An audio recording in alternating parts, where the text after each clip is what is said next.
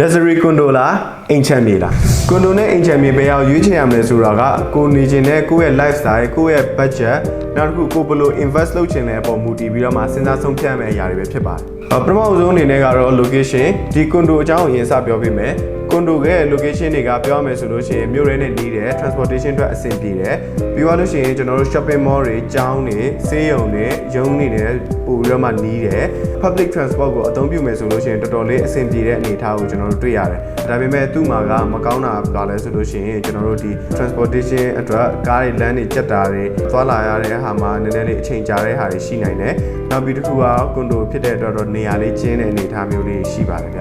အင်ချမ်မြေဘက်ကိုပြန်ကြည့်မယ်ဆိုလို့ရှိရင်တော့အင်ချမ်မြေကကျွန်တော်တို့ဒီဝယ်မယ်ဆိုလို့ရှိရင်ကိုမြေပိုင်ရတဲ့အနေအထားမျိုးလေးပေါ့နော်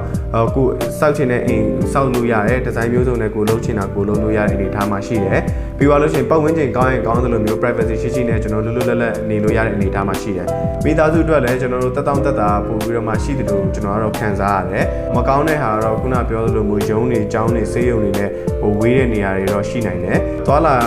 တည်ယူပို့ဆောင်ရေးနေရာမှာလည်းသွားဖို့လာဖို့အတွက်ဆိုလို့ရှိရင်လည်းတချို့နေရာတွေမှာဆိုလို့ရှိရင်အဲ့လို bus ကားမရောက်တာတွေ taxi သိပ်မသွားတဲ့နေရာတွေရှိတာပေါ့ဈေးနှုန်းပိုင်းကိုပြောမယ်ဆိုလို့ရှိရင်ကွန်ဒိုကကျွန်တော်တို့တွေဒီကွန်ဒိုနဲ့အိမ်ချမ်းမြေမှာဈေးနှုန်းတူတယ်ဆိုရင်တော့မှကွန်ဒိုက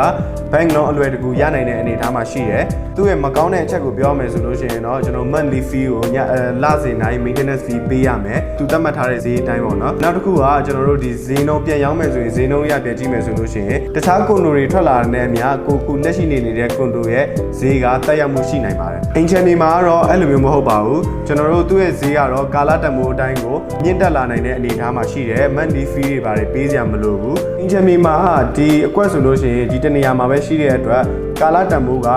တက်လာတာနဲ့အမြောက်ကိုဒီဟာရဲ့တန်ဖိုးကတော်တော်လေးကိုလိုက်တက်လာမှာပဲဖြစ်ပါတယ်နောက်ဆုံးတစ်ခုကတော့ကျွန်တော်တို့ living standard ပေါ့ကွန်ဒိုရဲ့ living standard ပြောရမယ်ဆိုလို့ရှိရင်တော့ကျွန်တော်တို့ security အရန်ကောင်းမယ် facility တွေရှိတယ်ဥပမာပြောရမယ်ဆိုလို့ရှိရင်ရေကူးကန် gym playground တွေပါတယ်ရှိတယ်ပြီးသွားလို့ရှိရင်ကျွန်တော်တို့ဒီအိမ်ယာဝင်းပတ်ဝန်းကျင်ကတက်ရှင်တက်ရမှုတွေပါတယ်ညာတွေအတွက်ကလည်းစိတ်ပူကြမလို့ဘူးအဲ့ဒါတွေလည်းရှိတယ်ဒါပေမဲ့သူ့မှာမကောင်းတာတစ်ခုက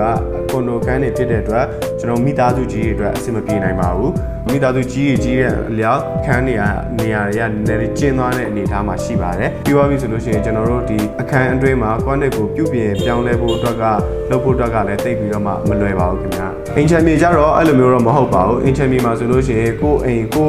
နေပိုင်ရတာတဲ့အတွက်အိမ်ဆောက်မလားအိမ်ဆောက်ပြီးတော့မှခုနပြောတဲ့ facility တွေထည့်မယ်ဆိုလည်းထည့်လို့ရတဲ့အနေအထားမှာရှိတယ်နောက်ပြီးတော့ကျွန်တော်တို့ car parking တွေပန်းခြံတွေဒီအနောက်ဖေးပင်တွေပါစိုက်မယ်ဆိုလို့ရှိရင်လည်းစိုက်လို့ရတဲ့အနေအထားမှာရှိတယ်ပြီးသွားလို့ရှိရင်နောက်တစ်ခုကမိသားစုတွေကျွန်တော်တက်တောင့်တက်တာနေထိုင်လို့ရတဲ့အနေအထားမှာရှိတယ်မိမိစိတ်ချိုက်ကိုအမြဲတမ်းပြုပြင်ပြောင်းလဲနိုင်တဲ့အနေအထားမှာရှိလို့ကျွန်တော်ကတော့ဒီနှစ်ခုကိုပြန်စဉ်းစားမယ်ဆိုလို့ရှိရင်တော့ကိုယ့်ရဲ့ဘယ်လိုနေထိုင်ခြင်းနဲ့ပုံစံပုံမူတည်ပြီးတော့မှစဉ်းစားသိနေဆိုပြီးတော့မှအကြံပေးခြင်းပါတယ်ဗျကွန်ဒိုဝယ်မှာလားအင်ချမ်မြေဝယ်မှာလား comment ထဲမှာရေးခဲ့ပေးပါဗျ